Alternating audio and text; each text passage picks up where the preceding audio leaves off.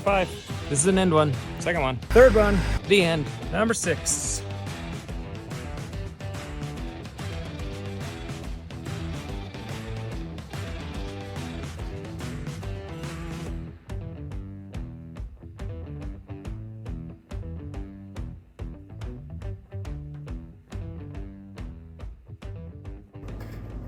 Okay, time to tell. It works.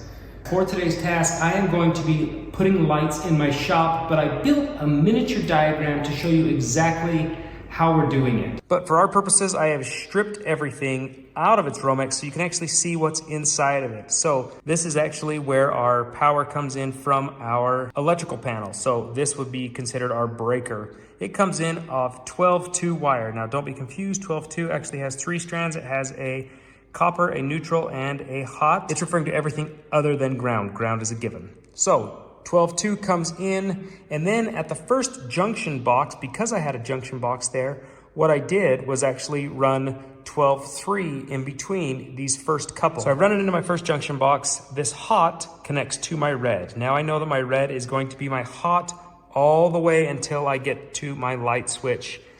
And then I can keep the black as typical. Like on a typical light switch, you'll have a neutral, a ground, and a hot. So that's what I wanted to keep it as. So that's why I ran 12-3. So everything you're seeing next to one of these lights is technically in a junction box up on my ceiling. So when we come into the first junction box, we actually run our hot, and then it transfers. I make it switch to the red, so that becomes my hot leg. And then neutral stays neutral, and I can actually run neutral all the way back because it doesn't matter. Ground can do the same thing. It can go all the way back. And then my hots start going from light to light now, because this comes from my light switch. So going off from this red in this first junction box has to come all the way to the switch so that we can actually turn on it. Now we're feeding hot or power into our light switch, and it will come back on the black and feed all of our lights, like so. I'm in the last location of this circuit that we're running. This is going to be the very end of it. You can see the one up there. That is the start of our circuit, and now it's going to end up back right here. So first thing I'm doing is taking a measurement in between the purlins. The company that we got the lights from actually gave me a light schematic. They mapped it out for my shop, and I'm within like inches of what they actually laid it out to be, but I'm just kind of centering them off the purlins so that it puts it evenly throughout what I'm figuring the shop's going to be, and as close to these walls as we can be, as close to the center as we can be. So what I'm doing is just taking a measurement from this one, 11 feet. Now I'm going to come back this direction, and now I'm going to go to where 11 feet is as well.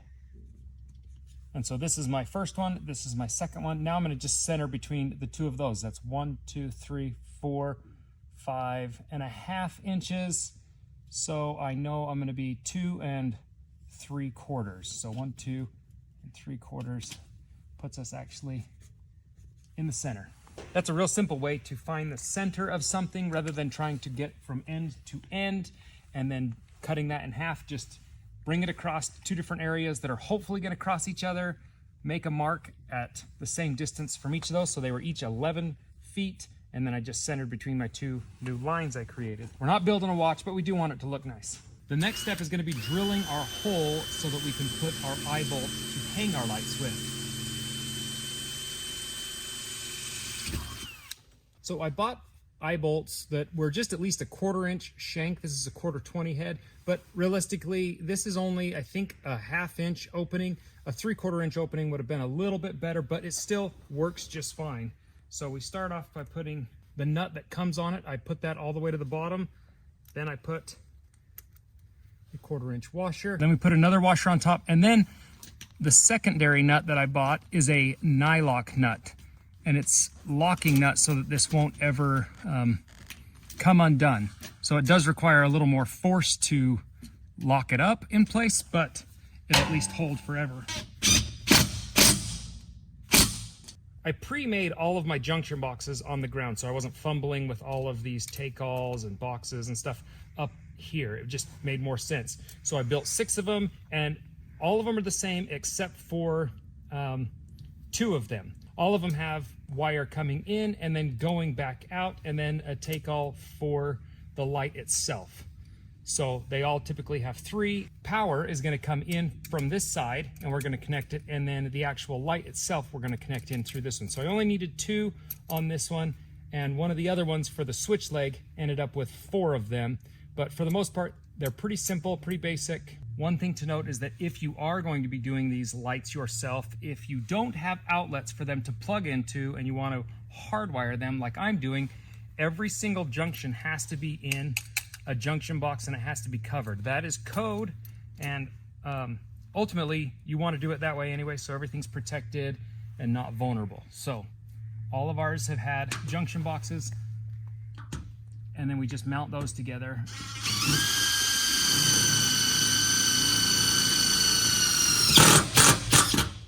Because we are running this wire and leaving it exposed, it does need to be in some sort of a conduit, or it needs to have a shield on it. So instead of running conduit and then pulling wire, I just bought shielded wire.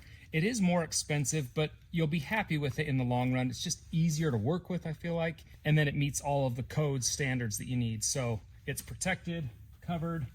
Buy a couple rolls of it or 1 roll of it, and then just keep it and use it up. So if you've never worked with shielded wire, there are a few tricks to it. If you're kind of stripping off some of this, you just kind of bend it and then unravel it a little bit.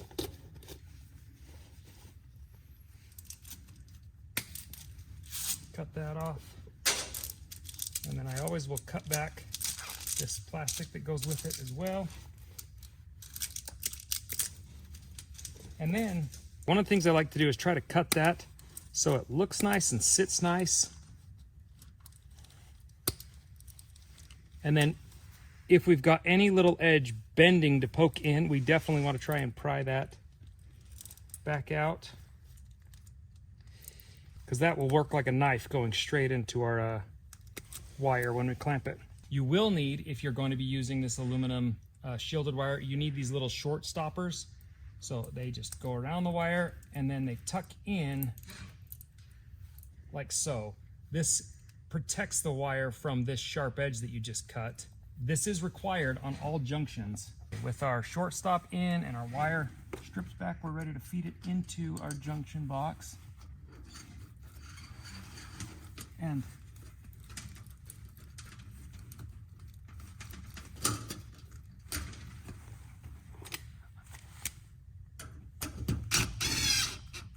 so when it comes to tightening down these take-alls, you do need to be careful. You don't want to cinch this guy all the way down because it can pinch those wires.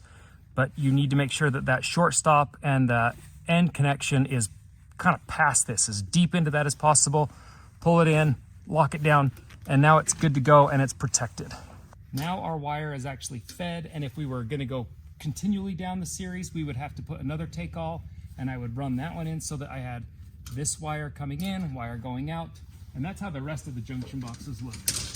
With your light, you're going to get a hook that comes with it that allows it to kind of clamp onto maybe cable or whatever you've got. They do make some hooks that you can get to clamp right to these purlins, but I didn't want to try and order those, and they're kind of expensive. These eye bolts are really cheap, and it's a real secure way to make sure this isn't going anywhere.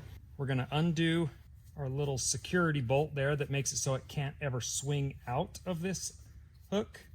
And I like the redundancy that they have so that things stay secure. A bigger eyelet would be better for these, so make sure, maybe take one of these hooks to the store with you when you buy your eyelets so you know what size to get.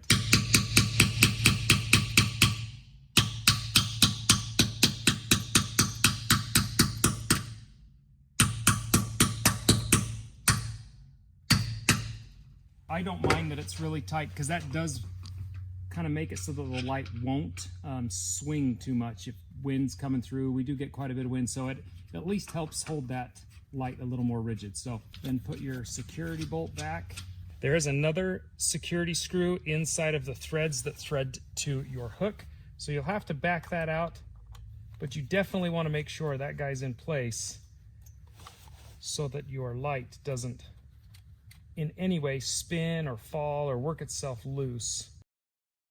And once that guy's secured and tight, we definitely need to put that security screw back in so it pins it to those threads and won't come undone. So between the two, it's not gonna really come off that ceiling, but the company does send these, I guess I call them earthquake cables, but they're just another redundant safety protocol that allows this light to not, hopefully, ever fall from the ceiling. If this for some reason goes bad, this will catch it. So it's kind of nice that they're keeping that. And depending on where you're at, if this is a commercial setting, the code will actually require that. Now, if you wanted, you could just set this up to be an outlet for just like a regular outlet, and these could be a plug and play. I didn't want to do that, mostly because I know I'm never going to get back up here and undo it. I don't want the vulnerability of it. So I am going kind of the extra mile on these. We are hardwiring these. So the first step is to cut that guy off. And then I like to feed it actually back up through here, just so that all my wire stays kind of uniform. Tell the wire where to go. So I kind of give me a rough feed of where I know I'm going to come into the box from. Give me some slack off and I know I'm going to cut it. Now here's the really, really tricky part. Stripping this wire. You have to be very careful because if you cut too far, you'll cut into your wires and then you can short it and you it won't repair well. So take your time here. And if you're not comfortable doing that, put the outlet on and that'll just be much easier. But if you're a little comfortable with it, I recommend doing it this way because it just looks better. So I cut just a little bit down and then you kind of pry it until you see it separate. And then I'll get just a little further and then I just work my way around a little bit at a time. Okay, there we go. Now we've got our wires all stripped, ready to go.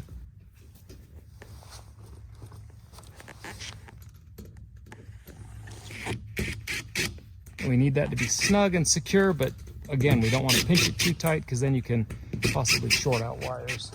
Because this is a stranded wire, this is a solid copper wire. These are stranded wires. Because this is stranded wire, you want to twist it and bind it together on itself really well. Make sure it looks as much like a single strand as you can. You're going to do that to all three, and then we can actually start connecting them. My order of operations is always ground first. It doesn't matter. There's no right or wrong way, but it's my standard order of operations so that I verify that I'm wiring the right thing to the right side. When you're wire nutting stranded to solid, especially if you've got multiple solid wires, I like to stick the stranded piece into the wire nut all the way. And then I slide it over top of the stranded or the solid strand. And that usually guarantees that both are not only stuck in here or bonded really well, but they're also guaranteeing that it's bare metal against bare metal in there. Once again, stranded all the way into the wire nut. And then I go over the top of the solid strand.